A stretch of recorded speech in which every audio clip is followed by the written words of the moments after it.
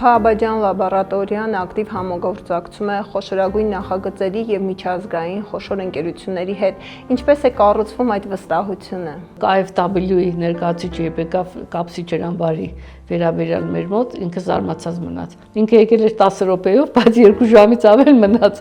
ու անընդհատ հարցեր էր տալիս։ Ամենաառաջինը գործի լավ տիրապետելը եւ լեզվի իմացությունը։ Իմ աշխատակիցները, իմ դուստրերն են, երկուսն էլ լեզուներին տիրապետում են։ Աշխատանքի տիրապետելու կարողությունը եւ կարգապահությունը, եւ հանդիպումներին գնում ես չես ուշանում, պատրաստական ես, իրանց հարցերին կարճ կոնկրետ պատասխանում ես, այսինքն մասնագետը եթե կարճ կոնկրետ պատասխան է տալիս, ուրեմն ինքը տիրապետում է այդ գործին։ Այսօր Հայաստանում բուռն կերպով իրականացվում են շինարարական լայնածավալ աշխատանքներ։ Ուզում եմ խոսենք այն նախագծերի մասին, որոնք կարևոր դերակատարում ունեն եւ իրենց մասշտաբներով, եւ իրենց ծավալներով, եւ որոնց հետ դուք համագործակցում եք։ Բազմաբնակարանի շենքերի հետ շատ ունենք պատվիրատուներ, մոտավորապես 30-ից 35 կազմակերպություններ, որոնք անընդհատ էլի նորից ավելացնում են իրենց ծավալները, արդեն 3 տարի աշխատում ենք եւ ավելի շենքերի հետ, դպրոցների հետ, դպրոցներ, մանկապարտեզներ, բուժկետեր եւ այլն։ Եթե նախագծային թերություններ լինում, մենք հարթում ենք։ Յուրաքանչյուր ստուգողական նմուշներ, որ վերցնում է, շատ ուշով հետևում ենք, քան որ ամրաններն են ներկրվում է, նաեւ Պարսկաստանից չնայած մենք այստեղ 3 հատ գործարան ունենք արդեն գործող ամրանների, որի սերտիֆիկացումը մեր ընկերությունն է կատարել, ներկրվող ամրաններն էլ ուշով հետևում ենք, որը չի համապատասխանում, բոլորը հետ են գնում։ Եթե նկատում եք որևէ շեղում կամ լաբորատոր հետազոտություններից հետո պարզվում է, որ տվյալ ընկերության իրականացված շինարարության որակը չի համապատասխանում չափանիշներին, ինչ ընթացք է ունենում, արդյոք դադարեցվում է շինարարությունը, շտկվում են թերությունները։ Մեր մոտ բերում են ամրաններ կամ բետոնն է բերվում, որի նմուշներ մենք ենք վերցնում կամ իրենք են վերցնում։ Տեսեք, Ալավերդիում կամ Տավուշում ընդ լաբորատորիաներ չունենք։ Իրենք են վերցնում ստուգական նմուշները, որը լրիվ ցույց է տալիս այդ պատկերը, որը այդ բետոնը լցվել է տվյալ կոնստրուկցիայի մեջ։ Եթե անորակ է լինում, մենք ասում ենք ինչն է պատճառը, դա քննարկվում է։ Քննարկում ենք պատվիրատուի հետ։ Եթե լուծում չենք գտնում, մենք անմիջապես մասնագետներին ուղարկում ենք այնտեղ տեղում ունենք նաև չքայքայվող մեթոդով փորձարկումներ։ Տեղում անում են չքայքայվող մեթոդով փորձարկում, գտնում են դրա ինչն է պատճառը, դա ուղղվում է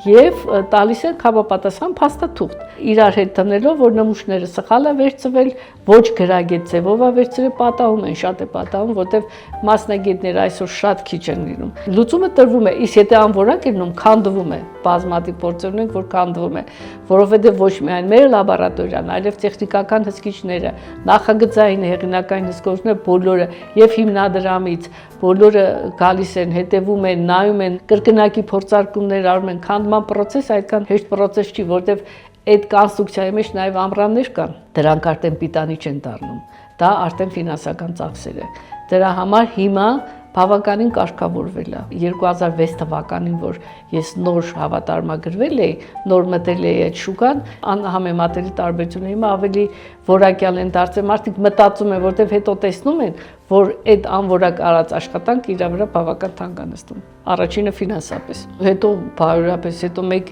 հանկարծ որ դուրս եկա, որ այդ տվյալ ընկերությունը անորակ գործ է անվում, դա մրցույթին կարող է միգուցե չմասնակցեն, որտեվ արդեն աստիճանավորումներ են դնում եւ մրցույթին արդեն իրաց մասնակցությունը դժվար է, այսինքն հետակա աշխատանքի լինել չլինելը հարցականի տակ է դրվում։ Եթե համեմատելու լինեն Արաբական Միացյալ Էմիրությունների, մասնավորապես Դուբայի հետ, ինչպիսի փոփոխություններ են պետք Հայաստանին, նորարարական մեթոդներ, տեխնոլոգիաներ, ավելի հետաքրքիր նախագծեր իրականացնելու, ավելի բարձրահարկ շենքեր նախագծելու եւ եթե նաեւ որակական համեմատություններ անենք, ասեք ինչով ենք մենք տարբերվում, ինչ տեխնոլոգիաներ կարելի է ներդնել։ Դուբայի շինարարությանը իրենց նյութերին ծանոթ եմ 2005-6 թվականին։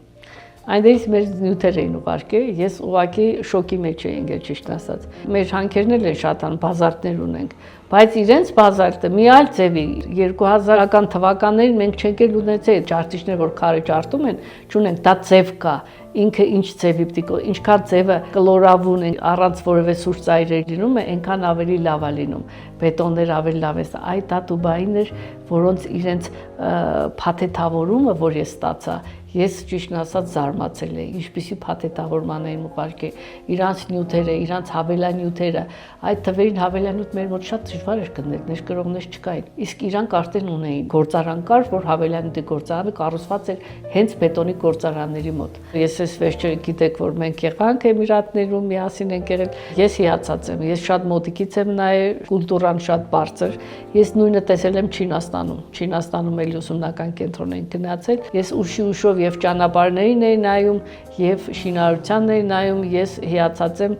ասեմ ինչի, որ մի հատ փոշի բացարձակ չկար շինարարությունից, ընդհանրապես չէի տեսնում ինչ է կատարվում ներսում։ Այդպիսին կուզենայի մեր շինարարությունը լիներ, յուրաքանչյուր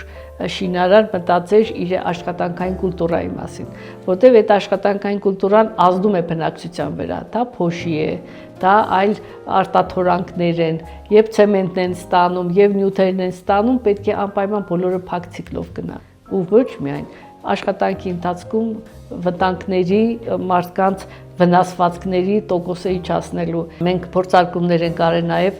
սերբերն էին պատրաստում շենքեր քաղաքապետարանի մոտ, ես իրանց աշխատանքային կուլտուրայի վրա զարմացել էի։ Աշխատանքի վերջում մի հատ լուցկ ու նույնիսկ կտոր չէր գտնի իրանց տարածքի վրա։ Ինչ ձևի էին իրանք հավաքվում, այդպիսին ես կուզենայի մեր շինարարները տեսնել։ Ես կուզենայի, որ մերոնք իրանց աշխատանքային կուլտուրան շատ բարձրացնեն, որտեղ դրանից նաև որակն է գալիս։